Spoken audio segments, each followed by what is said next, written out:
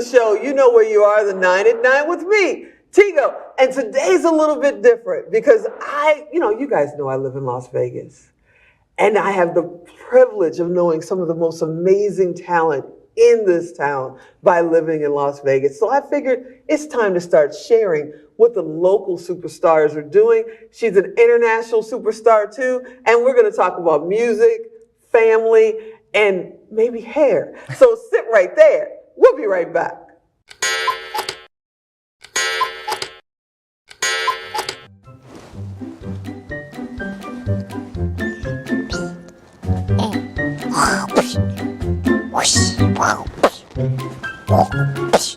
Hey mate, do you want to play with me? Yeah, I can't play right now. I'm doing show notes.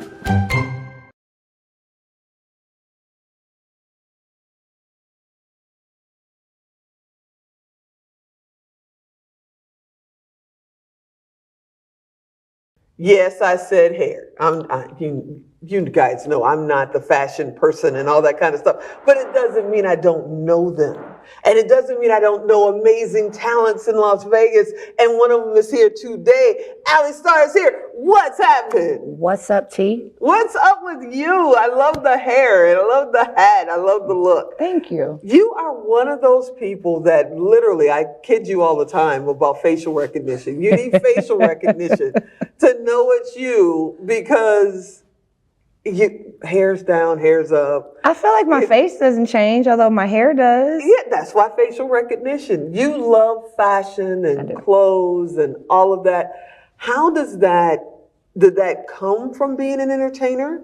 Or is that just part of your personality and it just works really well with the fact that you're an amazing singer? It's part of who I am.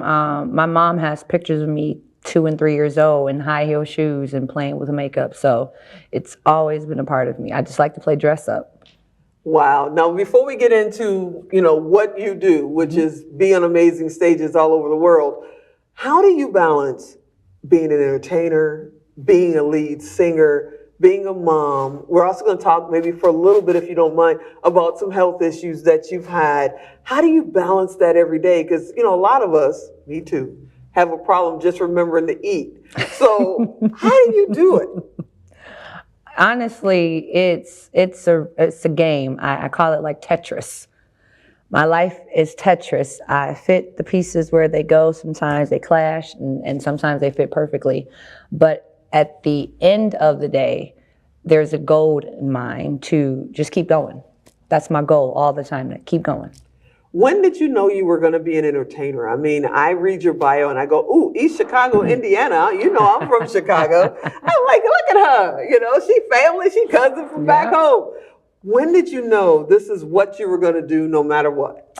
I didn't know because this is not something I aspired to do. I fell into this. Wow. I was going to go to school to be a mortician because mortuary science runs in my family. Yeah, I read that. We'll talk about that. So what made you not decide to do that?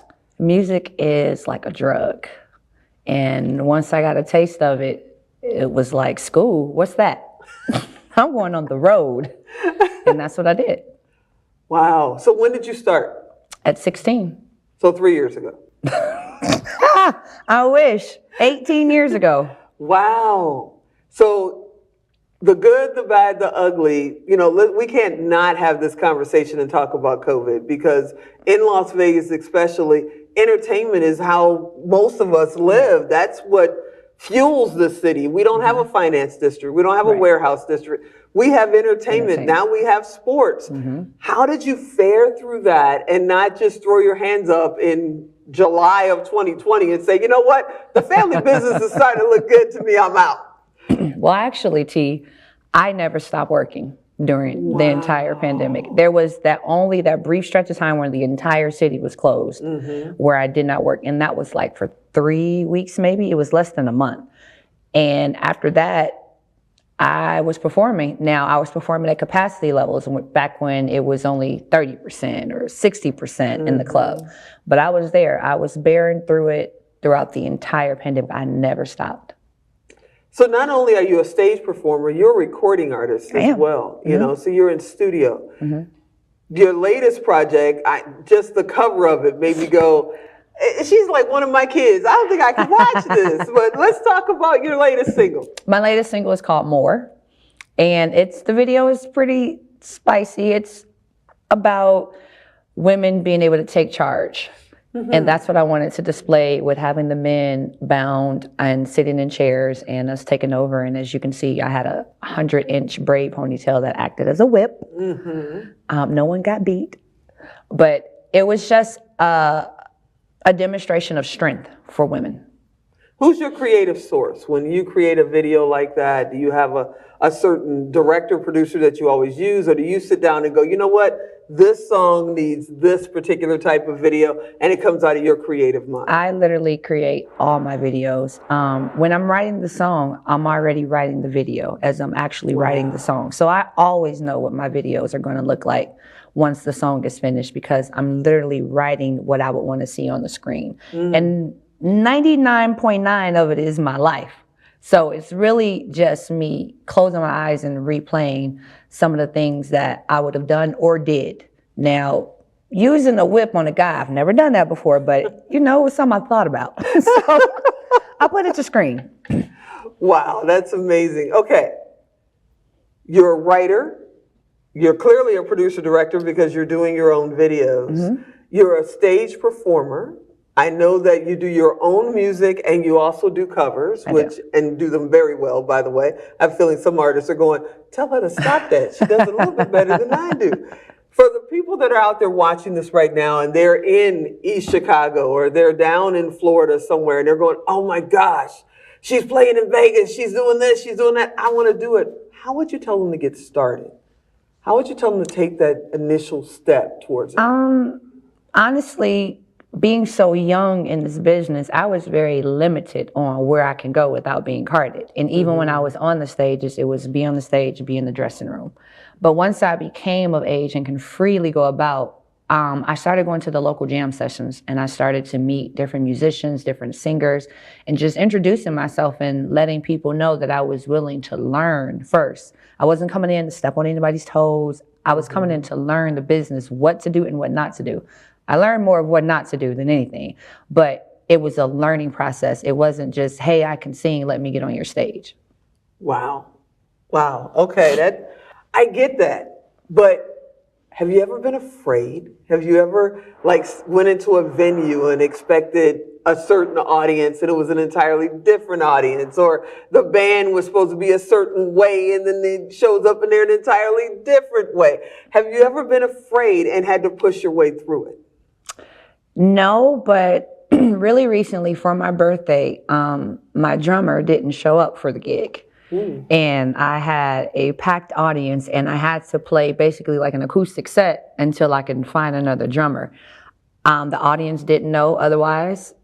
We killed it and they really thought it was something that was on purpose and it wasn't. So that would be really the only time I was like, how am I going to get through this without people knowing? But we did it anyway. That's awesome. And I mentioned earlier, fashion, entertainment, mom. But on top of that, you've had some battles with some health issues over the years, and you still managed to get on those stages. Do you mind just sharing just a little bit of that? Yeah, of course. I have SVT, which is a heart condition. It's supraventricular tachycardia. It's a certain type of arrhythmia. So I could be literally sitting right here with you, and my heart can beat upwards of 150 to 200 beats per minute. And that puts me in the SVT. So over the years of me finding out I had it in 2015, I now have a pacemaker. Wait, you now have a pacemaker. So you're on stages, you got bass drums, it's loud, it's noisy, you got people coming at you, and some of these shows are intense. I mean, you guys come out of these shows like you just did a marathon. Yep. And you got a pacemaker. Are you okay? Are you safe? Should I be worried? Because I treat you like you're one of my kids. So. I'm okay. First of all, music heals. No matter what I'm doing, no matter how I'm feeling, if I can get to the stage, I feel better. Now, once I'm off, that's a different story. But during that moment, my body knows to relax and live in the moment of music. So I live and I breathe off of that. So I am okay. And what happens, because you have two beautiful babies, okay? What happens if the babies come in and say, Mom, I want to sing? I want to be on stage. How does mom feel about that? Is mom signing him up for mortuary school? No, because they grew up in this business. Literally, I had them and I took them to Japan when they were 2 months old. So their first year of their life, they were grown up in Japan. And after that, we've been here and they've been rocking and rolling. So it's something I expect. Not something I'm going to push, but something I expect to happen. And I'll just lead and guide them the best way that I can. All right, before we get cut off, because you know what he'll do, let's tell everybody, if they come to Vegas, how do they find Alli Starr?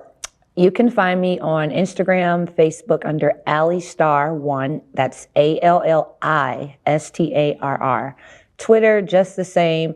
And I play at several different venues. So just look on my website, which is allistarr.org, and find me anywhere in Vegas. That's my buddy, Alli Starr. And you guys already know, if you can't remember that or you're driving and you can't write it down, just go to Tigo Direct. We'll connect you across and you'll be able to just send her a message and I'm sure she'll get right back to you. I will. You are amazing. We touched on this much of your career. I hope you'll come back. Absolutely. Awesome. Thank you so much for hanging out with me having today. me. Woohoo. Hey, everybody. I hope you enjoyed this episode. You know I hope you'll come back next time. And as always, I'm Tigo, and I'll talk to you next time.